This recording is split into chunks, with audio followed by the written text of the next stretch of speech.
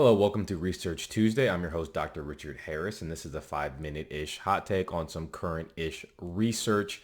And today we're going to be diving into something that is pretty interesting, and that is the placebo effect. So the placebo effect makes it really hard to get some medicines approved because placebos have such a strong effect. And for those who don't know what placebos are the sugar pills. They're no active ingredients. They're how they test medications to see if there's actually an effect or not.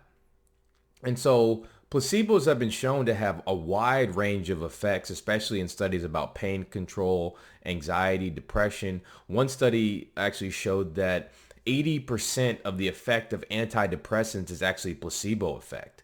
Another study showed that placebos were still efficacious for pain, even if you told people they were a placebo. So I could say, hey, this is a placebo. There's no active medication in it, but I think it will help you. But I think it will help you is actually what helped people. And that just shows you how powerful your mind is and why we are so big here at Great Health and Wellness about mindset, about training, about framing, about how you look at the problem. We're so big on positivity and social inclusion because all of these things have physiologic effects. So let's dive into what this study looked at. So, like we talked about, authors wanted to investigate, hey, this placebo effect, we know that people are having this with subjective measures like pain, but can we see if there's also an effect on real hard outcomes? And so what they did was they looked at patients with RA and they looked at pain response. Was there an improvement in pain response with placebo? And was there improvement in markers of inflammation that we use called ESR and CRP?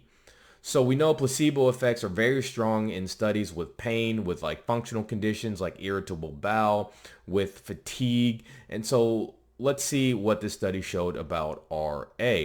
So they measured these things at 12 weeks and 24 weeks to see if there was a trend and how it was trending. And interestingly enough, they found that at 12 weeks, for as far as pain, there was a significant difference in the pain reports. People got a lot of pain relief with placebo, and that was even greater at 24 weeks. So we saw an increase at 12 weeks and then an even further increase at 24 weeks at pain modulation with placebo. Now, some people are saying, okay, that's a subjective measure. It's pain. You know, that pain has a strong mental component, and that's why cognitive behavioral therapy is one of the first line recommendations for chronic pain, and mindfulness-based stress reduction is one of the first line things for chronic pain. Let's look at the hard evidence, because I need hard evidence. I need biological data.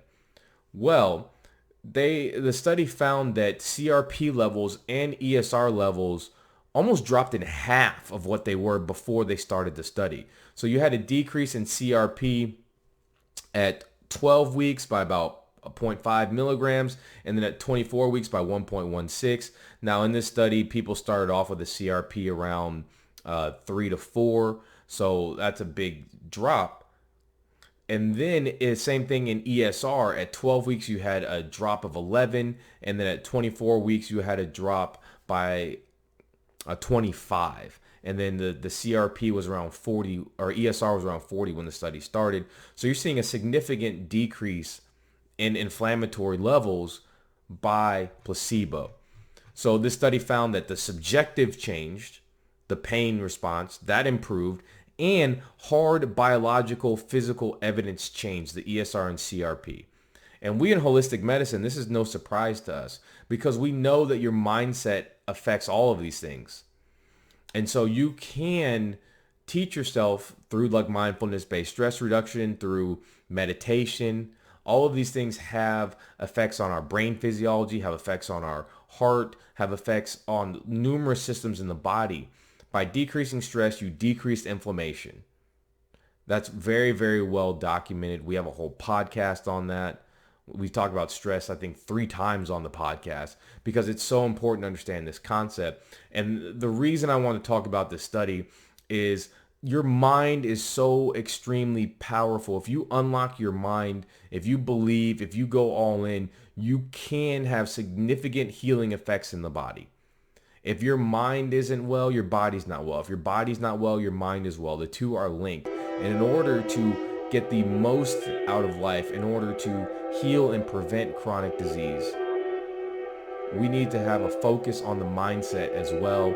And I think that's something that's really missing from conventional medicine. It's something that us holistic docs work on. And that's why in my wellness programs, I have that building healthy habits section, because that's so important to get into the mindset and the framework of how do I start healing myself from within? How do I start framing these problems? How do I approach my illness, or how do I approach my wellness? So thank you for listening to this Research Tuesday episode. We'll be back next week with another one. I hope you guys have a blessed day.